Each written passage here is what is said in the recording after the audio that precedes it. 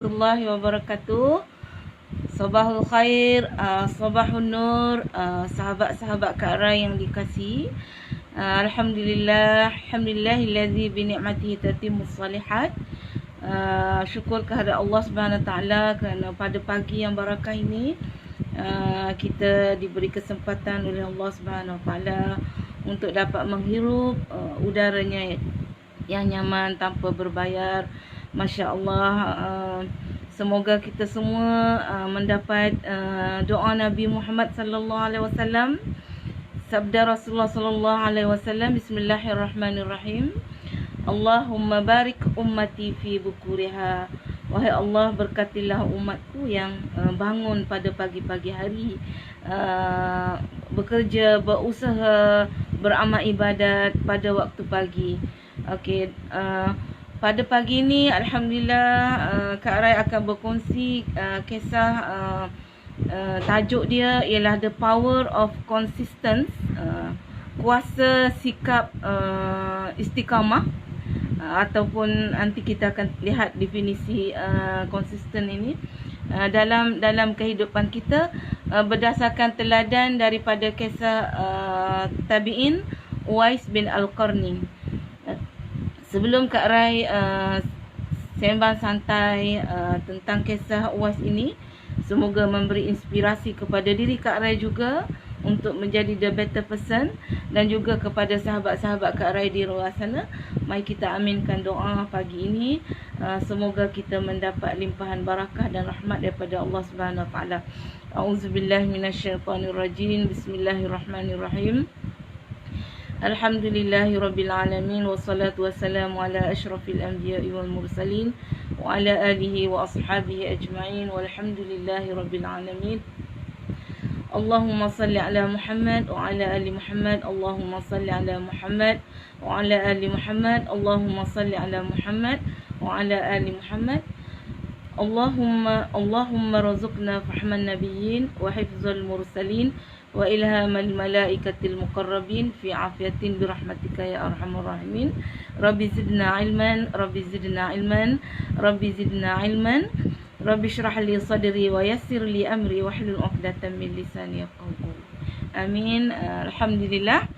Baik, kita pergi kepada kisah inspiratif siri teladan kita untuk siri yang keempat, kisah Uwais Al-Qarni, yang kita nak teladankan sifat konsisten yang ada dalam riwayat hidup dan kisah hidup beliau, sebagaimana yang diriwayatkan oleh Rasulullah sallallahu alaihi wasallam. Baik, kita pergi pada definisi konsisten dulu ya. Definisi konsisten ni ialah kemampuan untuk terus menerus berusaha sampai suatu pencapaian tu ataupun suatu target tu, suatu usaha kita itu berhasil. Maksudnya kita berusaha terus menerus, dan konsisten ni adalah satu sifat ataupun akhlak Islam yang sangat penting, yang sangat besar, sebab dengan sifat konsisten ya, semua usaha kita akan berjaya. Dan sifat konsisten ni kalau ada pada diri kita sebagai hamba Allah Subhanahu taala, dalam apa jua kerja kita, dalam apa jua pangkat kita, pekerjaan kita, position kita, dalam sesuatu apa pun, bila kita ada sifat konsisten ini, insya-Allah kita akan berjaya. Sebab dengan sifat konsisten ini ataupun berusaha terus menerus ini, menjadikan hidup kita ini barakah dan berjaya dalam segala usaha. Cuba kita semua kita tahukan kisah cerita kura-kura dengan kancil. Macam mana dia masa kecil-kecil dulu, kita cikgu-cikgu cerita tentang kura-kura dan kancil berlumba lari untuk sampai satu destinasi. Jadi macam mana sifat konsisten kura-kura itu berjaya mengatasi ketangkasan sang kancil. Kan macam mana sang kancil tak sampai, tapi kura-kura sampai. Itu menunjukkan bahawa kata seorang pakar motivasi, dia kata sifat konsisten ini mengatasi kualiti. Ya, mengatasi kualiti. Maksudnya tanpa kita kira orang lain mungkin lebih smart, lebih bijak, lebih cerdik, lebih kaya. Tapi semua itu tidak memberi erti kalau kita tidak ada konsisten. Orang yang konsisten saja yang akan berjaya. Sebab itulah sebenarnya definisi Islam tu sendiri adalah konsisten. Ya, bagus nuhija, istiqamah. Sebagaimana sabda Rasulullah SAW, definisi Islam itu sebenarnya merangkumi yang paling besar ialah istiqamah ataupun konsisten. Sebab seorang sahabat Rasulullah SAW, dia datang kepada Rasulullah SAW, dia datang dalam satu hadis yang diriwayatkan oleh Ahmad dalam Sahih Ibn Hibban. Dia kata, dia pergi kepada Rasulullah. Seorang sahabat tu dia kata, "Qultu ya Rasulullah, wahai Rasulullah, kul fil islami qawlan la as'alu ahadan ghairak." Aku nak tanya kamu bagi tahu kepada aku satu perkataan ataupun suatu ayat ataupun suatu benda yang lepas tentang Islam yang aku tak nak tanya dah. Maksudnya jami' maksudnya mencakupi. Jadi dia minta Rasulullah SAW, kamu cerita kat aku ni tentang Islam yang mana aku, kalau kau jawab dalam kau jawab padaku pada ketika ini, aku tak nak tanya dah, cukup dah.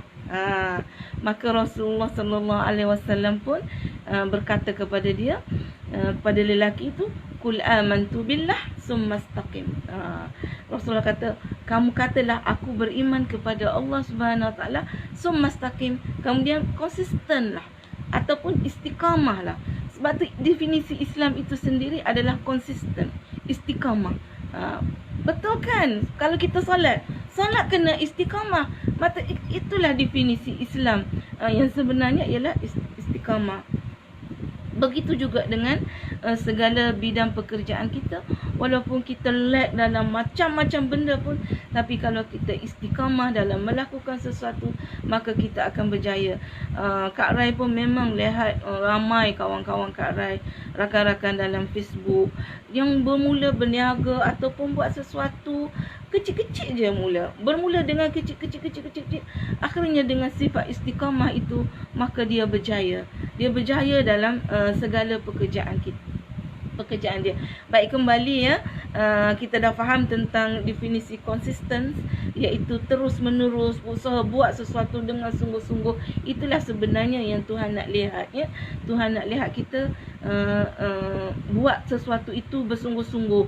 Maksudnya walaupun malas, walaupun apa pun, tetap bangkit, tetap bangun, tetap buat setiap benda yang kita rasa baik untuk diri kita. Baik, teladan konsisten pada pagi ni, insya-Allah kita lihat satu kisah Uwais Al-Qarni. Uwais Al-Qarni ni ia adalah dalam kalangan tabi'in. Tabi'in ni maksudnya selepas sahabat, selepas zaman sahabat Rasulullah sallallahu alaihi wasallam. Jadi tabi'in ni bermaksud generasi selepas wafatnya para sahabat Rasulullah sallallahu alaihi wasallam. Jadi mereka ni tak sempat berjumpa dengan Nabi, tetapi beriman kepada Nabi Muhammad sallallahu alaihi wasallam. Jadi Uwais bin Al-Qarni ni contoh teladan konsisten dia ini sangat hebat, sangat tinggi, sehingga ia ni disebut oleh Rasulullah sallallahu alaihi wasallam. Masya-Allah, macam mana Nabi tak pernah jumpa dengan lelaki ini, tetapi Nabi meramalkan. Nabi sudah beritahu kepada sahabat-sahabat. Maksudnya lelaki yang hebat ni, yang nama Uwais Al-Qarni ni, ada disebutkan di dalam riwayat Muslim dan juga Ahmad tentang kisah konsisten ini. Tentang kisah konsisten Uwais ini, Nabi kata, Nabi Muhammad sallallahu alaihi wasallam ni seorang yang futuristik ya. Dia boleh meramal, bahkan boleh melihat masa depan dengan anugerah Allah Subhanahu Wa Taala kan. Kan Nabi seorang yang futuristik sebab Allah telah memperlihatkan kepada dia macam mana Rasulullah nak gambarkan peristiwa akhir zaman. Peristiwa akhir zaman tu semua sebab Rasulullah sallallahu alaihi wasallam telah diberi lihat oleh oleh Allah Subhanahu Wa Taala apa peristiwa-peristiwa akhir zaman. Nabi dah lihat suasana yang berlaku pada masa ini dengan bangunan-bangunan yang besar. Sebab tu Nabi boleh cerita tentang situasi akhir zaman, sebab Allah telah memperlihatkan kepada Nabi. Dan Nabi juga telah menceritakan tentang seorang tabi'in yang sangat terkenal di langit. Ini hadis daripada isnad daripada Umar bin Al-Khattab, qala inni sami'tu Rasulullah sallallahu alaihi wasallam, aku mendengar, kata Umar Al-Khattab, aku mendengar Rasulullah sallallahu alaihi wasallam berkata, inna khairat tabi'in rajulun yuqalu lahu Uwais wa lahu walidah wa kana bi bayad famarru falyastaghfir lakum. Dia kata, Nabi daripada Sayyidina Umar, aku mendengar Rasulullah sallallahu alaihi wasallam berkata, sesungguhnya sebaik-baik tabi'in adalah seorang lelaki yang dipanggil kepadanya nama dia Uwais. Walahu walidah, dia ni ada seorang ibu yang sudah tua. Waka Nabi bayad, dan dia ini ada tanda putih dekat bahu dia. Famarruhu falyastaghfir lakum. Dia kata, sekiranya kamu jumpa Uwais ni, dia kata, sekiranya kamu jumpa Uwais, kamu mintalah dia berdoa supaya Allah mengampuni dosa-dosa kamu. Sebab Uwais ini doa dia sangat makbul, sebab dia seorang yang terkenal di langit, tapi tidak terkenal di bumi. Ini kisah ini Nabi bagi tahu kepada Umar Al-Khattab tentang seorang lelaki yang dia tak jumpa pun, Nabi tak jumpa, tapi Nabi ramal futuristik, sebagaimana yang diberitahu oleh Allah Subhanahu Wa Taala, supaya lelaki ini menjadi sosok teladan kepada kita semua dalam kehidupan, ya. Kisah Nabi cerita kat Umar ni pun menunjukkan bahawasanya sunat ya untuk kita minta doa dan mohon ampun kepada Allah Subhanahu Wa Taala kepada orang soleh. Sunat benarnya kalau kita jumpa orang soleh, wahai Tuhan, tolong doakan saya, tolong ni, sekalipun orang itu mempunyai kedudukan yang tinggi daripada orang itu. Contoh Umar, Abu Bakar lebih tinggi kedudukan dia daripada Uwais. Tapi dalam kisah ini teladan, tersunat sebenarnya minta kawan-kawan doa kat kita, kawan-kawan yang baik, semua kita sunat minta tolong doakan saya. Itu sebenarnya teladan daripada kisah Uwais ini. Baik, kembali kepada kisah Uwais ini, macam apakah sifat, apakah perangai, apakah teladan yang kita nak tiru daripada Uwais ni, sampai Nabi menyuruh Umar cari orang ni di kalangan tabi'in ini. Jadi kita ceritalah sikit tentang Uwais. Lepas tu kita tengok kisah macam mana sifat konsisten dia itu yang membawa kejayaan kepada dia. Orang yang berjaya lah, sebab terkenal di langit. Sampai hari ini pun orang ambil teladan dari kisah dia ini. Uwais ni dia seorang yang sangat taat kepada mak dia. Dia sangat taat kepada mak dia. Dan dia ni amalan dia banyak sebenarnya, amalan baik dia. Tapi yang paling istimewa ialah dia sangat taat kepada mak dia. Ketaatan kepada ibu dia. Daripada ketaatan kepada ibu dia itu membawa satu inspirasi yang sangat besar kepada umat manusia, ya. Mak dia ni sudah tua. Kemudian mak dia ni satu hari dia jaga mak dia. Miskin. Mak dia dah tua, dia pun miskin. Dia ini kerja dia di Yaman, ya. Tempat dia di Yaman. Jadi dia ini jaga mak dia, pelihara mak dia yang sudah tua. Satu hari mak dia mengadu kat Uwais, wahai anakku Uwais, mak ni rasa rindu sangat nak jumpa Rasulullah sallallahu alaihi wasallam. Nak jumpa Rasulullah. Maksud nak jumpa Rasulullah tak mungkinlah hidup, maksudnya nak pergi ke Mekah dan Madinah lah, nak berjumpa Rasulullah. Mak ni rindu sangat nak berjumpa Rasulullah dan teringin nak menunaikan haji, nak menziarahi Kaabah, tempat nabi-nabi. Jadi dia kata dia mengadu gitulah. Lepas tu Uwais pun duk termenung sebab duk fikir miskin. Mak dia ni miskin. Dia hanya kerja ambil upah mengembala unta, mengembala kambing, orang-orang tempat dia lah. Jadi macam mana dia, bila mak dia menyatakan hasrat, jadi dia ni sangat taat kepada ibu dia. Jadi aku perlu buat sesuatu untuk mencapaikan impian ibuku ini. Nak pergi ke Mekah, Madinah, dulu karavan kan. Sekurang-kurangnya kena ada 2 ekor unta ya. Satu untuk tunggang dan satu untuk letak barang-barang. Supaya kita lah syarat nak pergi haji, syarat dia kemampuan dari sudut harta. Jadi kat kampung dia pun samalah. Dia ada kumpulan haji, kafilah haji macam kita lah setiap tahun. Jadi dia pun fikir macam mana nak bawa mak dia pergi ke Mekah. Jadi dia berfikir dia ni kerja dia ialah mengembala, ambil upah mengembala. Akhirnya dia fikir nak beli unta mahal. Unta adalah binatang yang sangat mahal. Sebab unta ni, kalau unta merah umpamanya macam dia sangat laju berjalan di padang pasir. Jadi macam mana nak beli unta mahal? Jadi dia membeli seekor anak lembu. Seekor anak lembu tu harganya murah ya. Jadi macam mana dia fikir? Mari kita tengok cerita dia seterusnya. Jadi dia beli seekor anak lembu. Seekor anak lembu, kemudian dia bina bangsal di atas bukit. Uwais ni bina bangsal di atas bukit. Jadi di bangsal tu tempat dia tempat lembu dia berteduh lah. Bangsal di atas bukit je. Jadi setiap pagi dia akan kendung lembu dia yang kecil tu. Daripada kecil dia beli sebab harganya murah. Dia naik simpan kat atas. Dia bila petang dia naik simpan lembu dia ke atas. Tu orang panggil apa tu, kandang dia lah, bangsa dia tempat lembu tu. Jadi waktu pagi dia akan bawa turun untuk lembu dia meragut rumput dan sebagainya. Dan setiap hari dia buat macam tu. Inilah teladan konsisten macam mana berjayanya Uwais ni yang perlu kita tiru. Jadi setiap pagi dia ambil bawa turun lembu dia daripada bukit untuk dia ragut rumput di bawah. Bila dah petang malam dia dukung lembu dia. Dia buat begitulah setiap hari sehingga dia tidak sedar bahawasanya lembu dia itu sudah besar.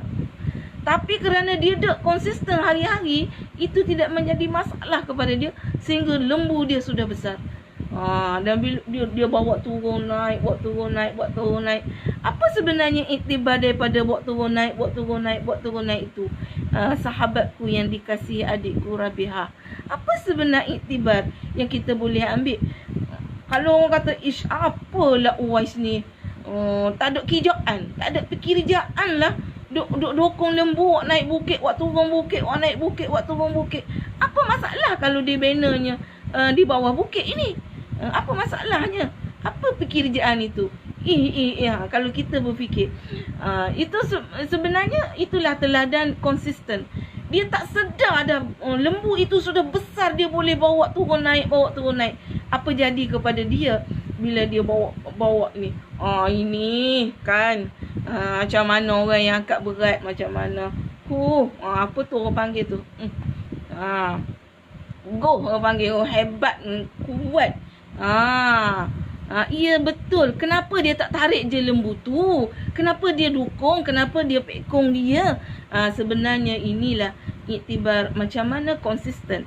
Kalau kita lihat macam mana orang yang angkat berat. Orang yang angkat berat tu dia boleh angkat dia punya besi tu berapa kali ganda lebih berat dia. Kan? Angkat berat tu. Tapi dengan konsisten dia boleh angkat sampai 200-300 kilogram. Dia mungkin berat dia dalam 70-80. Tapi sebab dia the reason that they can up the heavy metal tu sebab dia buat secara rutin. Buat secara rutin itulah yang didefinisikan sebagai konsisten. Ini. Kemudian dah ni sampai setahun mungkin ni akhirnya bagus adikku Rabiha. Kemudian dah naik gugur ni, kita kata kenapa ni? Jadi sebenarnya dah setahun berlalu, lembu dia dah besar.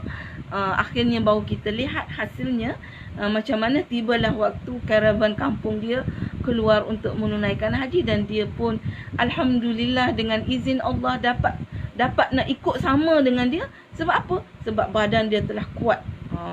Badan dia telah kuat. Dia tak mampu nak beli unta yang kuat di padang pasir, tapi dia mampu dengan diri dia untuk bawa mak dia.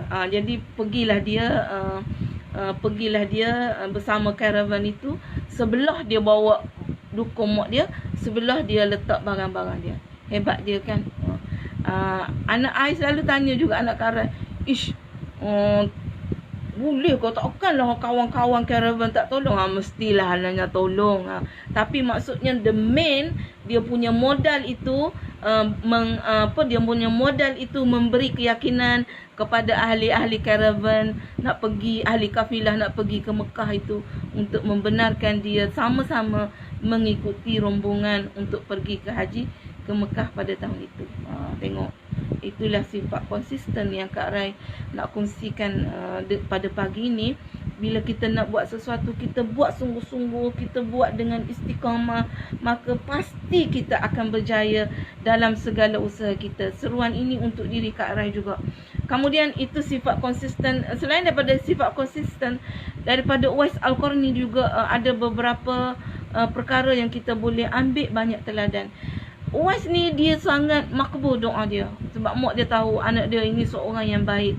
Dan Uwais ni, dia ni sakit sopak sebenarnya. Sakit sopak maksudnya dia ni putih-putih seluruh tubuh dia kan.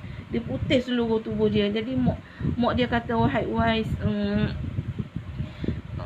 gini lah kata dia. Mak dia tanya, wahai Uwais, engkau solat malam-malam ni, kau solat malam-malam apa yang kau minta daripada Allah SWT? Uwais ni seorang yang, ialah orang soleh, dia mestilah qiyamul lail, berjaga malam, berdoa, memohon ampun kepada Allah SWT. Jadi dia kata, aku kalau malam-malam, dia kata, aku minta supaya aku, ibuku, para mukminin, para mukminat diampuni dan dimaafi oleh Allah SWT. Kan dia kata, aku kalau malam-malam aku minta supaya aku, ibu, sahabat-sahabat aku, saudaraku, mukmin-mukminat diampuni oleh Allah Subhanahu Wa Taala. Sebab apa dia kata? Sebab kalau Allah dah ampun kat kita, Allah dah maaf kat kita, maka sebenarnya tercapailah dah tu hasrat hidup kita. Kalau Allah ampun, Allah maafkan kita, maka tercapailah dah hasrat hidup kita, iaitu bila Allah maaf, Allah ampunkan kita, maksudnya Allah meredai hidup kita. Jadi sebab itulah kita kena selalu minta maaf, ampun dan maaf kepada diri kita, orang ibu kita, orang mukminat. Dan ini diteladani dalam doa dalam Al-Quran. Tuan-puan, baca tak doa ni? Doa Ustaz, Kak Rai tak ingat surah apa. Surah Ibrahim ayat 41. Surah Ibrahim ayat 41. Allah teladankan pada kita, kalau kita nak berdoa, kita doalah untuk diri kita, mak kita dan semua sahabat-sahabat mukminin mukminat yang ada. Sebab bila kita doa macam tu, Allah ampuni kita sebanyak mana doa orang mukmin mukminat yang ada di atas muka bumi ini, maka sebanyak itulah yang Allah anugerahkan kepada kita. Dengar kan surah Ibrahim ayat 41. Bismillahirrahmanirrahim. Rabbana ghfirli wa liwalidayya walil mu'minina yawma yaqumul hisab. Rabbana ghfirli wa liwalidayya walil mu'minina yawma yaqumul hisab. Rabbana ghfirli wa liwalidayya walil mu'minina yawma yaqumul hisab. Jadi itulah apa yang Uwais katakan tadi. Bila mak dia tanya, awak doa apa setiap malam awak bangun malam? Saya doa supaya diri saya, mak saya, ibu bapa saya, mukminin mukminat diampuni oleh Allah SWT. Sebab bila Allah ampun, Allah maaf kat kita, maka tercapailah matlamat hidup kita di atas muka bumi ini, itu untuk mencapai keredaan Allah SWT.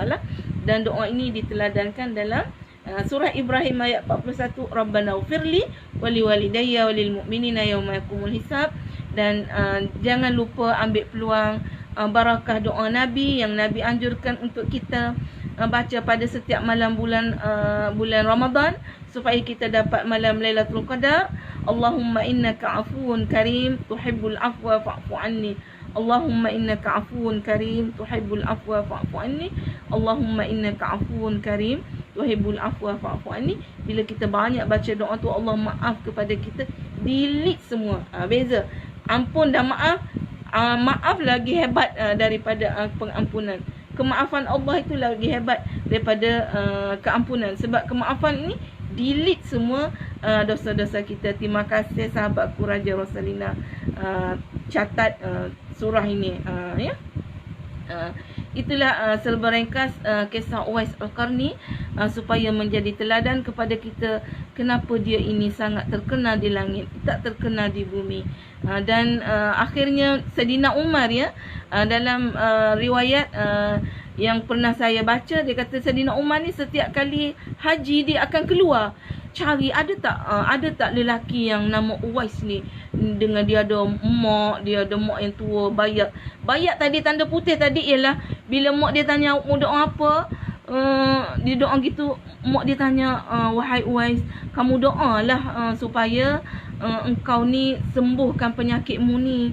Sebab mak dia kesian tengok anak dia kan sakit. Lepas tu Uwais kata, aku malu wahai ibuku kepada Allah Subhanahu Wa Taala, aku nak minta macam-macam, aku malu dengan Allah Subhanahu Wa Taala, tapi oleh kerana engkau suruh, sebab mak dia suruh doa, lalu dia pun baru minta kepada Allah Subhanahu Wa Taala, wahai Allah sembuhkan sakit sopak dia, tapi tinggallah sedikit supaya menjadi kenangan kepada dia tentang penyakit dia tersebut. Itu dipanggil bayak tu. Jadi Nabi kata itu ada tanda. Sebab tu Saidina Umar kalau dia setiap tahun dia akan cari lelaki ni pada setiap kemah-kemah haji, nak cari lelaki ni. Sebab Nabi kan dah pesan tadi, kalau kau jumpa orang ni, mintalah dia mohon ampun kepada Allah Subhanahu Wa Taala kepada diri kamu. Jadi tanda dia bayak. Bayak tu kesan daripada apa itu, sopak dia tadi, dia minta Allah tinggalkan ni. Lalu Allah sembuhkan, itu bayak. Jadi bila Saidina Umar jumpa, dia cakaplah dengan Uwais, wahai Uwais, doakanlah aku supaya Allah mengampunkan dosaku. Uwais jawab, dia kata, sebenarnya aku tidak pernah mengkhususkan doaku kepada seorang mana pun, tapi kepada sekalian mukminin dan mukminat. Yang tadi yang mak dia tanya tadi kan, dia doa sebagaimana doa daripada Al-Quran surah Ibrahim, Rabbana ufirli wali walidayya walil mu'minina yauma yaqumul hisab. Dan Saidina Umar juga minta nasihat Uwais. Dia kata tadi dia minta doa, kemudian yang kedua dia minta nasihat. Nasihat Uwais, tuntutlah rahmat Allah ketika mentaatinya dan harapan tuan-tuan di celah-celah yang demikian. Maksudnya once kita buat sesuatu benda yang baik, buat apa-apa pun setiap hari benda yang baik yang kita kena tanam setiap hari, mesti ada benda baik yang aku boleh buat untuk diri aku, maka kita tuntut rahmat Allah Subhanahu Wa Taala dalam apa yang kita buat. Contoh kita mendengar majlis pada pagi ini bersama Kak Rai Sembang Santai, apa yang kita nak mohon daripada Allah Subhanahu Wa Taala, tanam di dalam jiwa. Ataupun ketika kita membaca Al-Quran, apa yang kita nak? Kita nak rahmat Allah Subhanahu Wa Taala yang banyak, yang luas seluas langit dan bumi ni kepada kita. Ataupun buat apa-apa saja, ataupun ketika kita klik duit untuk bersedekah, untuk donate, untuk apa-apa, kita mohon apa hajat rahmat Allah di atas segala perbuatan baik kita itu. Ataupun apa-apa sajalah, anak-anak buang sampah, suami buang sampah kat dapur, tolong isteri, tuntut rahmat Allah pada setiap perbuatan baik kita.